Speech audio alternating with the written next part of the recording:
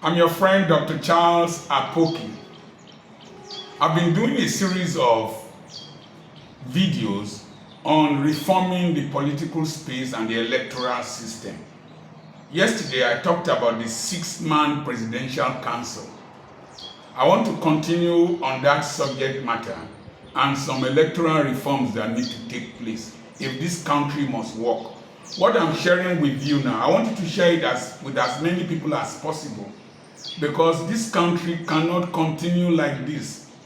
I have seen nations that have disintegrated because of poor political management. Somalia, several other countries.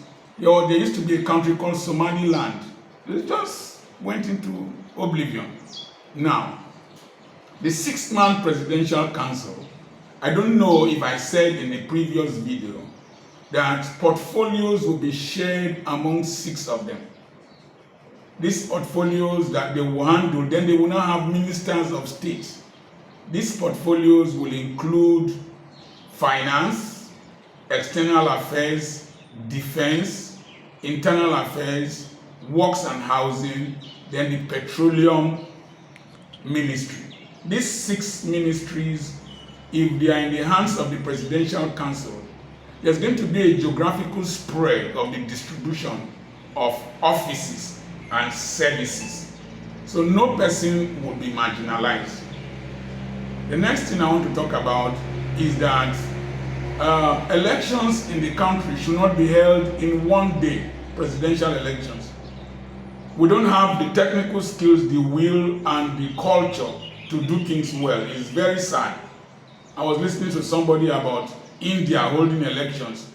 800 million voters. They do it seamlessly with the same beavers technology. Now, we will hold these elections, presidential elections, in 6 weeks. Presidential, governorship, House of Assembly elections in 6 weeks. Each week for each zone. For each zone, we will mobilize all the resources we have. Technical staff, police, military, to that state. To that zone. Do it. Declare the result. And another week we move to another side. Do it. Declare the result. Now, there's something that we noticed during the last elections. Policemen in the polling stations had no arms. They just stood helplessly. Some boys would just come with sticks and daggers and frighten them until soldiers came with Hilux trucks and killed some of those lousy fellows. Now, and shot at some of those lousy fellows. What do I suggest? Around polling stations, the entrances, the roads leading to them, there should be armed personnel. The personnel that will stay in the polling unit proper should not be armed. Polling units should be along open spaces in streets, so that if you mount a barricade at this entrance and another barricade at this entrance, it is easy to monitor elections, even in the villages and wherever. If we do this, there will be a more efficient system of holding elections, collating votes, announcing votes, and prevention of violence. One of the things that this will achieve is that the tribal tension in this country will reduce greatly. The contention will be within the zones.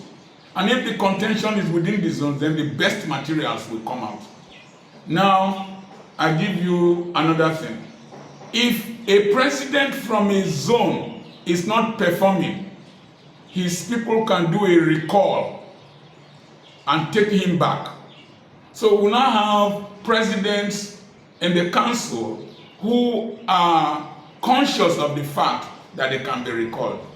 2 things I suggest and I'm done. 1, the immunity clause must be removed from governors. Governors are committing a lot of havoc and doing a lot of things. Remove the immunity clause. Blegovich or somebody in Illinois, in Obama state, when he sold a senatorial seat, he was sentenced to prison. He was a governor. That immunity clause should be removed. so that governors should be more careful and less criminally minded. Number 2, the security vote should be removed. I know a governor that will receive 2 billion naira every month as security vote. For 8 years, it's 192 billion unaccounted for. It was corruption inherited from the military era. It was pocket money for the military administrators. We cannot continue with that. Our rate of development is too slow. We are doing intentional underdevelopment. If you don't believe what I'm saying, your former Senate President, Joseph Wyers, died in the UK. His body is, Joseph Wyers was Senate President, I think, during Shagari's era. His body is still in a mortuary in the UK. After several months, we are too underdeveloped that even a mortuary cannot keep the body of your Senate President, your former Senate President. Your Senate, one of them, Deputy Senate President, is in prison in the UK because he went for kidney transplant there. We cannot continue this way. Take this thing seriously, share it, let it go viral. I remain your friend, Dr. Charles Apoki.